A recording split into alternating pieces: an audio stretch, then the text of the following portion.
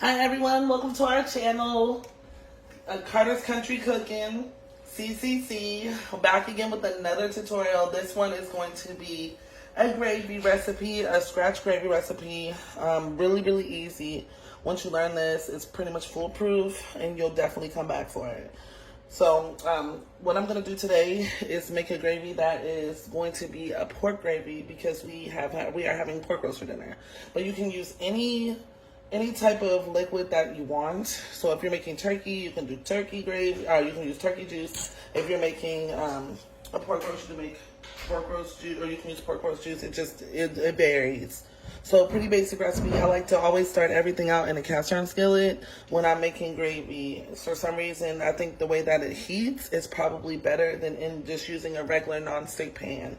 So the ingredients that you'll need onions that are chopped up, primarily small, not very big, but not too small. You'll need flour. You're gonna need some sort of cooking oil. You'll need black pepper, onion, and regular salt. If you would like to have a little more variety with your seasonings, you can also do that. Gravy is very easy to season. It's very easy to flavor. So whichever flavor you want, you're going for your gravy, it's fine. You can just add in it. And also the juice or the root from whatever meat that you're using. So the first thing I'm gonna do is I'm gonna turn my heat on medium heat. It takes cast irons a little bit of time to heat up, so we'll just wait a few seconds, let it all heat up. Okay, the next thing that you're gonna need is vegetable oil. Probably won't use as much, but I do like that into the pan. Let it warm up some because we are gonna saute our onions a little bit. So you definitely want to fill just the bottom of the cast iron with it. This is how you are going to make your roux for your gravy. So after that, after the oil starts to heat up in the pan, I go ahead and I put my onions in. Okay? And I'm just going to let my onions sit in the pan for a moment. I'm going to let my onions sit in the pan for a moment because I really want to get them nice and sauteed. I don't want any hard onions in my gravy. You could do medium, high, low, high heat, if that makes any sense. But you definitely want to saute your onions. It would probably be a good idea to go ahead and just kind of warm up your cast iron skillet first also. So you're not waiting all day to actually get your pan hot enough to make your gravy. Oh, you also need a cup of water. Sorry about that. You need a cup of water. You have to add some water in. So now I'm just gonna saute my onions. And when they start getting soft, that's when we're gonna go ahead and add in our flour. Flour is that one thing that's gonna be a thickening agent for your gravy. You don't need, the good thing about this recipe is that you don't need cornstarch or anything else to thicken your gravy. The flour does a great job of thickening your gravy. So that's what we're using on this recipe. Comment in the box on what you use to thicken up your gravy. I mean, I'm really curious and interested to see what everybody's doing. How are you making your gravy? But this is Old Country style recipe, JJ Southern style recipe that we're using, which is our brand. And so I just want to share it with you guys. Okay, so my onions have been pretty much sauteing for about 2 minutes. Now I'm going to go in and I'm going to sprinkle flour. You don't need a ton of flour, only unless you're going to make a lot of gravy. So I just try to just fill just the bottom. And I kind of let that flour just sit and just kind of bubble and get brown, depending on the color that you want your gravy to be. Because some meats have a darker gravy, you're gonna let the flour kind of saute in your oil and your onions until it's the color that you want it to be. So with this being pork roast gravy, I'm probably gonna let it brown pretty good. I mean, guys, don't think that just because you take it off lighter or if you take it off darker, that it's not going to be good gravy, because at the end of the day, I mean, truthfully, the taste is going to be just as good as it would be, you know, if you made it darker or lighter.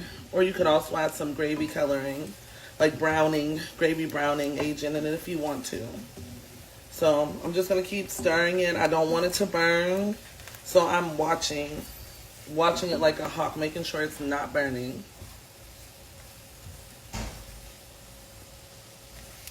It's going to be bubbling. That's okay. As long as you keep it moving. I use like a little spatula type thing, like a I think they're called spackles, but spindle, something that they're called. They're like from somewhere in Sweden. It's similar to that. But anyways, it doesn't really matter. You just want to keep it moving so your flour does not burn. Really, when making gravy, I know it can be difficult, but if you really take your time and learn the skill of it, you know, after doing it so many times, you'll be fine. You'll be able to make your gravy with absolutely no problems, and you'll be happy with the result every time. In my house, we love gravy, so we have gravy all of the time. So the more you make it, the better it is. It's almost like when you're making bread. The more you make it, the better it is. If you have any questions, go ahead and comment in the message box. Send us a message. And I'll be sure to try to get back to you on any comments that you might have. So my gravy is browning. I'm just going to zoom in a little bit so you can see. My gravy is starting to brown down to the color that I want it to be. Actually, this is not burnt. This can go way darker if that's what you choose. And this is one of those old Southern style recipes of making gravy.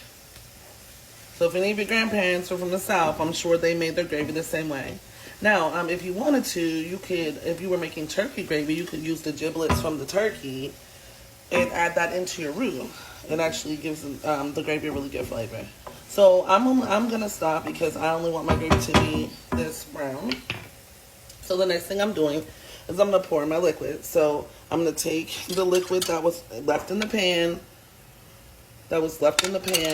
from the pork roast, and I'm just going to pour it in. I'm going to use...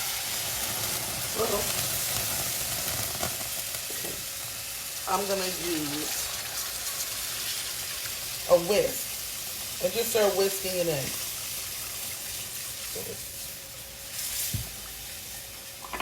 So that is all of the gravy. And make sure you turn it down too. Don't just leave it up because you don't want it to pop everywhere. So just turn it down. And then also I'm going to add just a tap of water just to smooth out some of the liquid from the pork roast. So that I'm able to season this gravy the exact same way that I want, or the exact way that I want it to. Now what I'm going to do is I'm just going to keep stirring. I do not want my gravy to get burned. If gravy gets burned, it's really hard to get rid of that taste. So since I am making pork roast gravy, or gravy for any pork, that is the reason why I made my gravy a darker color. Now, if I was making turkey gravy, I wouldn't have browned my flour so dark. Okay. So at this point, you might want to taste your gravy. If it tastes like it already has enough salt in it, it's probably a good idea not to add any salt. This gravy actually has enough salt in it, so I'm not going to add any salt to the gravy because I think the way that Kevin seasoned the pork, that when I use the juice, I don't need to add salt. But I am going to add some pepper just to give it a little kick.